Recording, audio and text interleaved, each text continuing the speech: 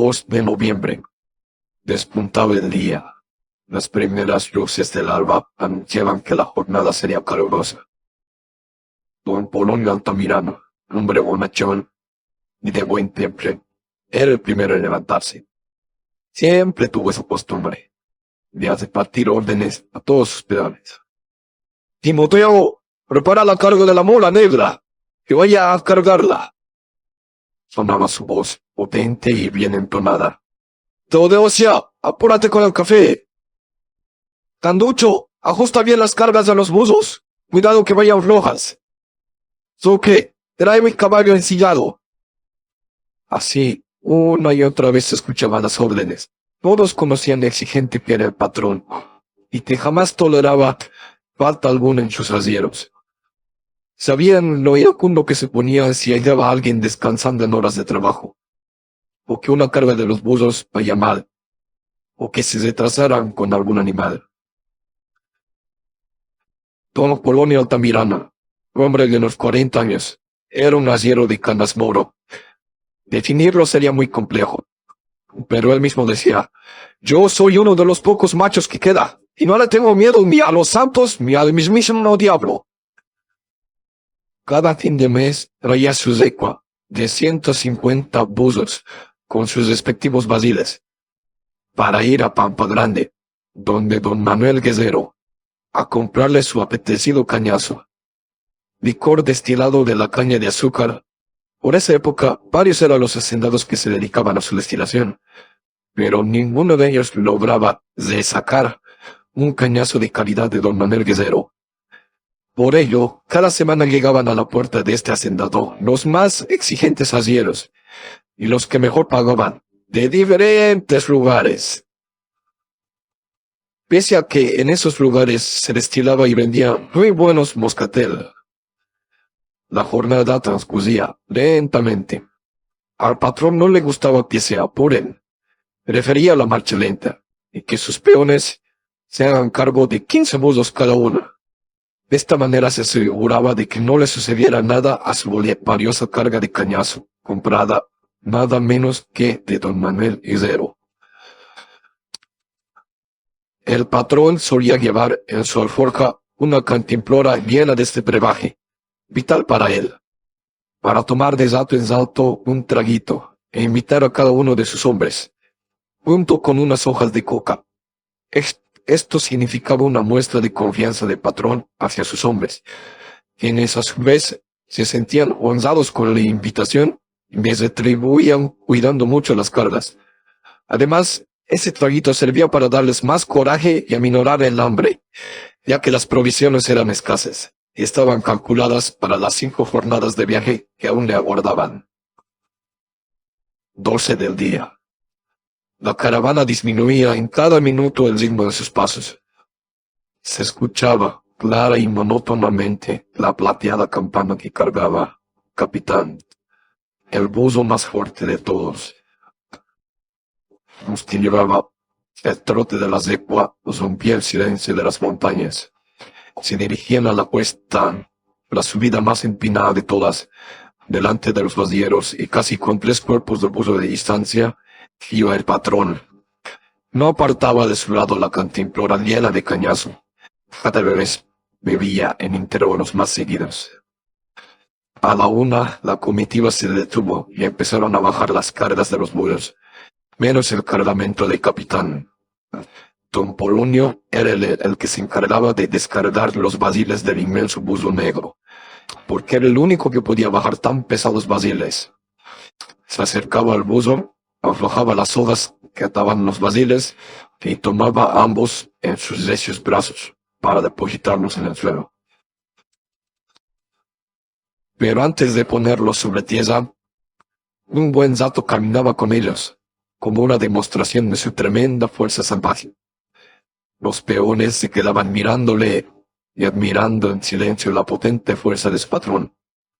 El acto de descargar a Capitán, el más forzudo, arisco y grande de los buzos, era como un ritual que a todos les gustaba observar.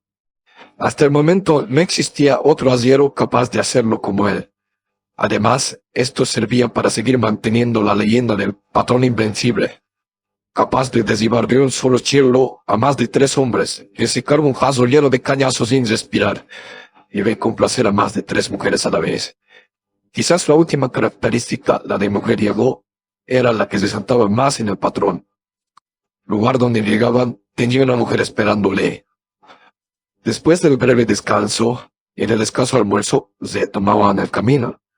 Transcurrían las horas y el patrón no cesaba de beber. El fin de la tarde comenzaba a dibujarse en el lejano horizonte y un color púrpura tenía las montañas más lejanas.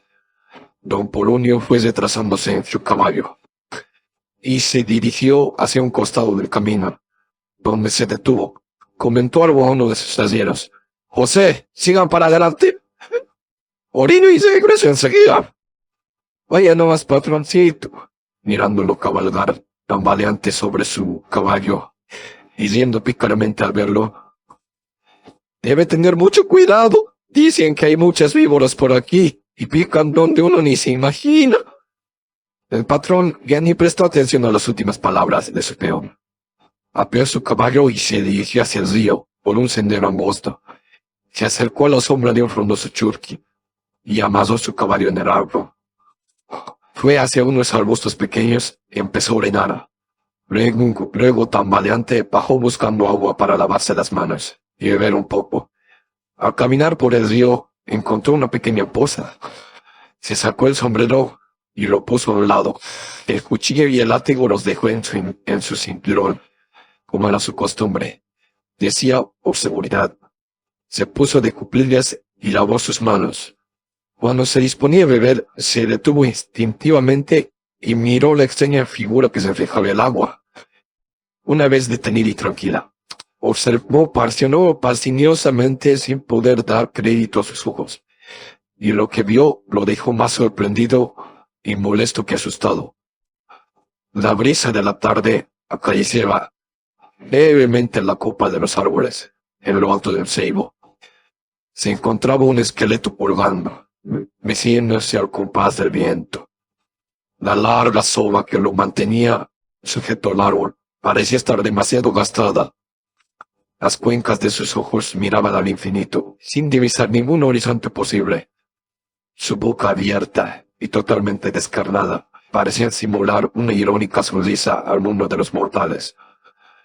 Lo único que parecía haberse conservado eran sus largos y ya escasos cabellos castaños, lo cual le daba un aspecto más tétrico, sobre todo cuando venía una corriente de aire y los esparcía como espigas al viento. Sus brazos colgantes se balanceaban pegados al cuerpo. En sus manos podían divisarse uñas grandes y afiladas. El pronto arribo de la noche se evidenciaba en cada sombra que nacía. Don Polonio, al descubrir a su acompañante a pocos metros sobre su cabeza, lentamente se puso de pie, observó un largo rato el esquelético rostro y sintió crecer la oscuridad en torno suyo. Pero ni todo esto logró mellar en los ánimos del corajudo patrón, más valiente aún con los tragos que tenía encima. Llevó sus manos hacia el costado del cinturón y violentamente sacó su largo y bien curtido látigo. Sujetándolo, se acercó tambaleante hacia el esqueleto y con los ojos de ira gritó: «¡Caramba!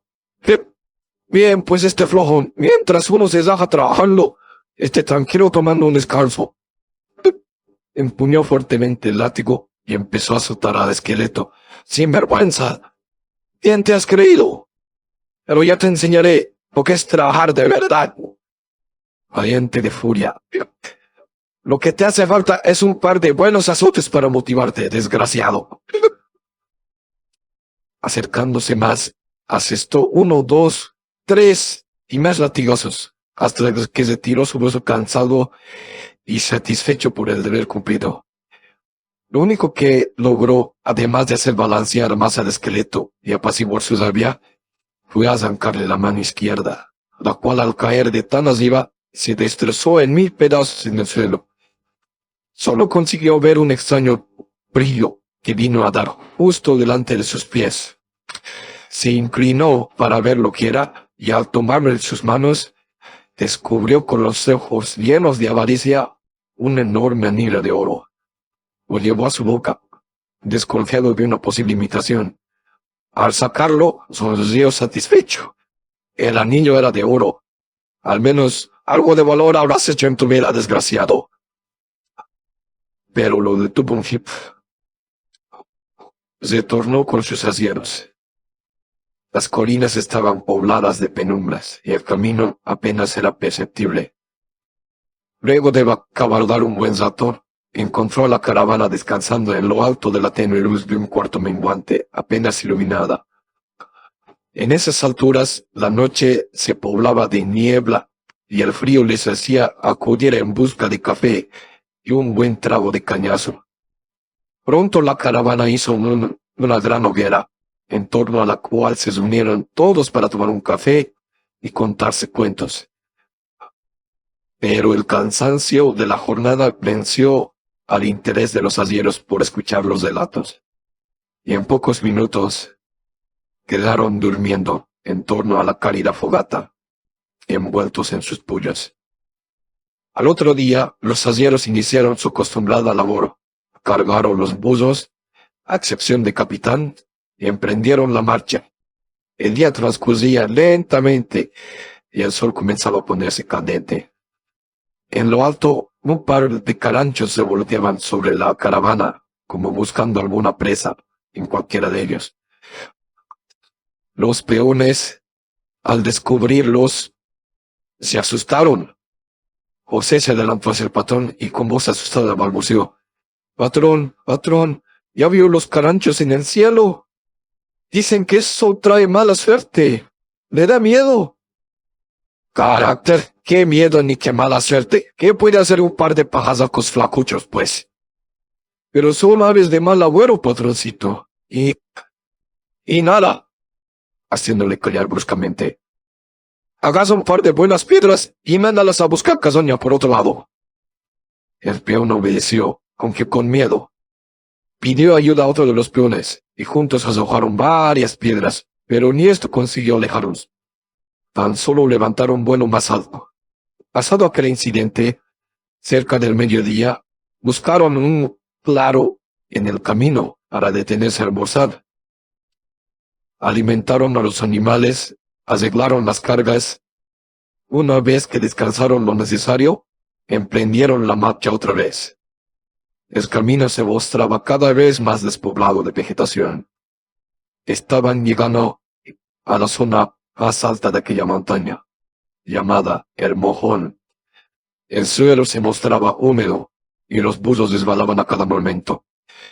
Parecía que unas horas antes había llovido por ese lugar, y el sendero se hacía intransitable.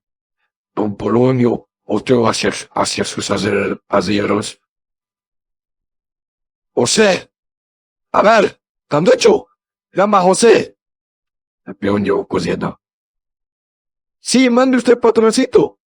A ver, dime por dónde podemos ir. El camino está intransitable por aquí». «Déjame recordar». Con una mano en su mejilla, pensando, y con la otra rascándose la cabeza. «Yo creo que por el lado del cementerio, la tierra es más dura por allí». La comitiva de arrieros y buzos se desvió por un sendero estrecho, en medio de la lluvia menuda, que amenazaba con crecer. El patrón gritó a sus hombres que cuidaran bien las cargas, y levantando su brazo ordenaba: «¡Por aquí! ¡Por aquí! ¡Cuidado! Aquí deben tener cuidado, el camino está feo». Los arrieros extremaban los cuidados de su cargamento hasta que llegaron a un llano. El cementerio apenas se percibía. La mayoría de las cruces estaban rotas y esparcidas por el suelo. La lluvia, envuelta en un ligero viento, las arrastraba de un lugar a otro. Pese a ello, venciendo sus supersticiones por ser el Día de los Muertos, tuvieron que pasar por un costado del cementerio. La lluvia crecía y los hombres tuvieron que apelar a sus ponchos. Transcurrida casi toda la tarde, los arrieros salieron al camino otra vez. Tiritaban sus cuerpos. La lluvia había cesado. Pero venía el viento de las alturas, junto a una fría y espesa niebla. Don Polonio recurrió a su reserva de cañazo, casi ya escasa, y tomó un par de tragos para recuperar el calor. El paisaje se tornaba triste a esas horas. La frígida neblina comenzaba a salir, minutos después de que acababa la lluvia.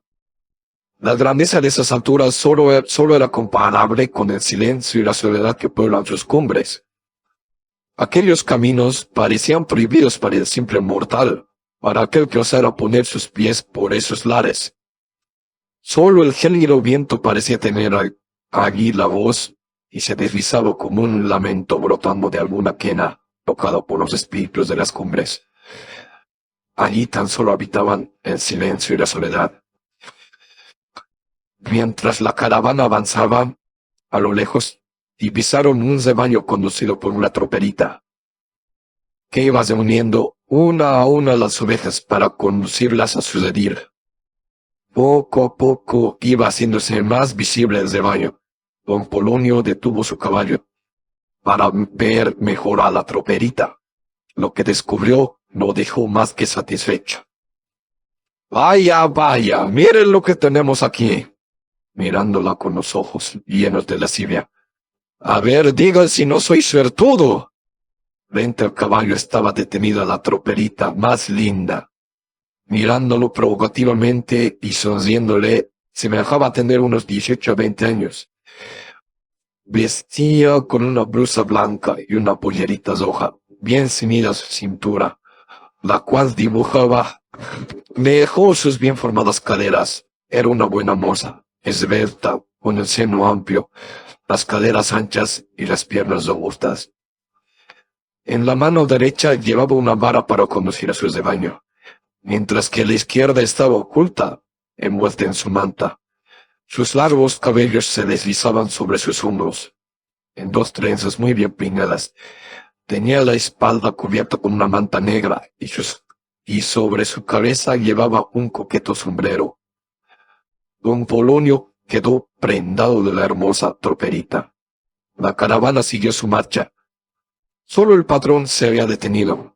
Llamó a uno de sus hombres y le dijo: «Sigan nomás, yo enseguida los alcanzo». Los peones, conociéndole como era, siguieron su camino. El patrón se perdió por el oscuro horizonte, hablando con su repentina compañera. Se dirigían a la choza de ella, que estaba construida en un lugar alejado del camino, y cuyo contorno parecía envuelto en la niebla.